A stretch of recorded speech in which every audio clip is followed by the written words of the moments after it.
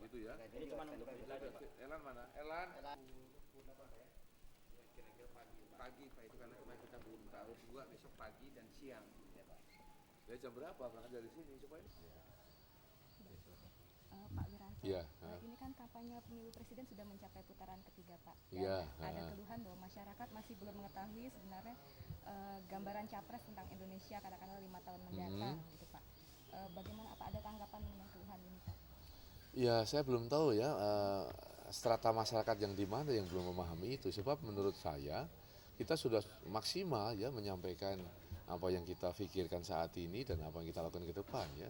Seperti sering yang dikatakan sebagai visi dan misi itu, baik dalam seminar, dalam diskusi, dalam interaktif dengan masyarakat maupun dengan saya menyampaikan dalam kampanye-kampanye terbuka ya di lapangan maupun di beberapa pertemuan tertutup ya dengan para masyarakat.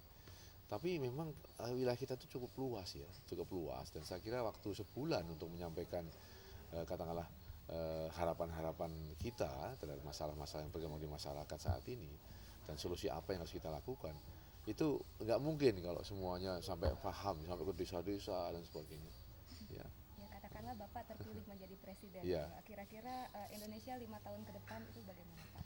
Ya seperti apa yang diharapkan rakyat, sebab saya menjadi presiden itu semata-mata sebenarnya untuk memenuhi harapan rakyat yang saat ini belum terwujud ya. Katanya pemimpin yang baik adalah pemimpin yang dapat mewujudkan apa yang diinginkan dan diharapkan rakyatnya.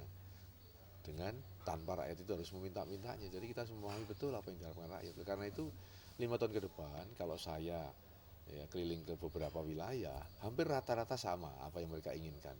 Suatu kondisi yang aman, ya dalam bingkai demokratis, ya dalam bingkai suasana yang demokratis, kemudian adil, ya aman dan sejahtera. Itu yang mereka kehendaki, yang mereka inginkan dan mereka impikan. Mudah-mudahan itu bisa kita wujudkan. Ke sana arahnya gitu. Ya, seperti misalnya di bidang ekonomi, Pak, kan Indonesia Ya. tertinggal dari Malaysia dan Singapura, padahal sumber daya alam kita Ya, banyak. ya. Gitu kan. Ini sebenarnya salahnya di mana? Ya sangat kompleks ya, bicara ekonomi nggak bisa hanya 1-2 menit ya. Tapi yang jelas kalau kita ini kaya, kita punya potensi yang luar biasa banyaknya, ya kita punya sumber daya manusia yang cukup kuat, punya teknologi. Kalau kita sampai terpuruk, ini salah kita, manajemen kita yang salah. Manajemen apa? Ya manajemen pemerintahan itu kita benahi. Ya. Dan itu unsurnya sangat sangat kompleks ya. Tapi itulah yang nanti akan kita olah menjadi suatu perencanaan yang lebih cerdas, yang lebih antisipatif, lebih kreatif, ya, yang muaranya ya bagaimana kita mampu menyehatkan ekonomi nasional kita. Berarti nanti Bapak akan memperbaiki manajemen pemerintahan. Ya pasti itu agenda saya yang kedua, menyempurnakan sistem birokrasi kita. Itu ada agenda saya dalam rangka kembali membangkitkan semangat kita untuk membangun bangsa ini kembali.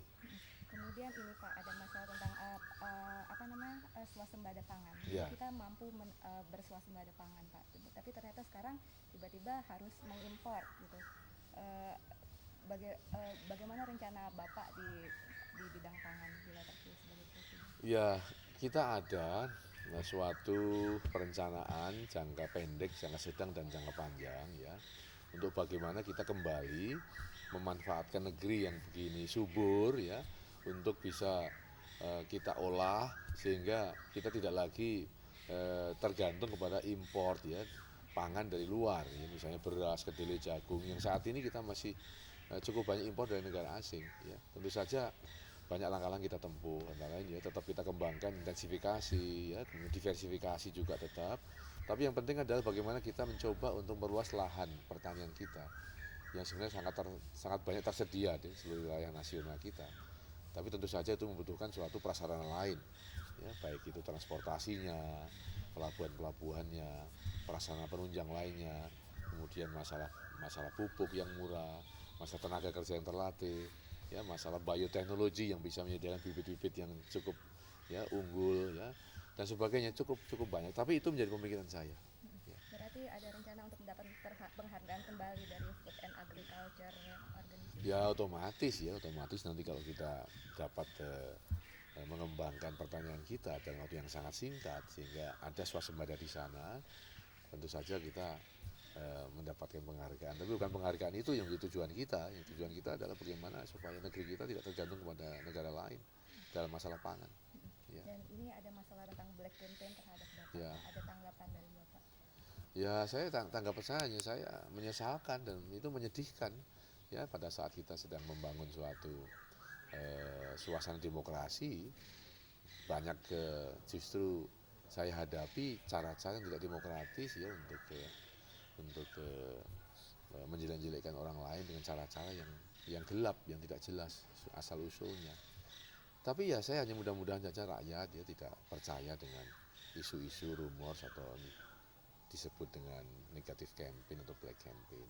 Mudah-mudahan harapan saya.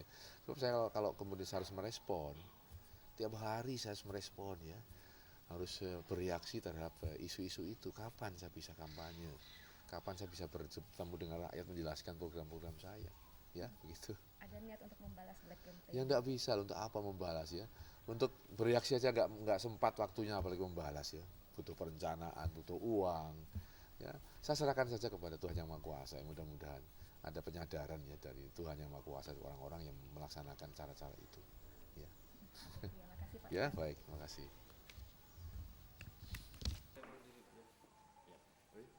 Nanti saya laksanakan yang di daerah-daerah. Iya Pak.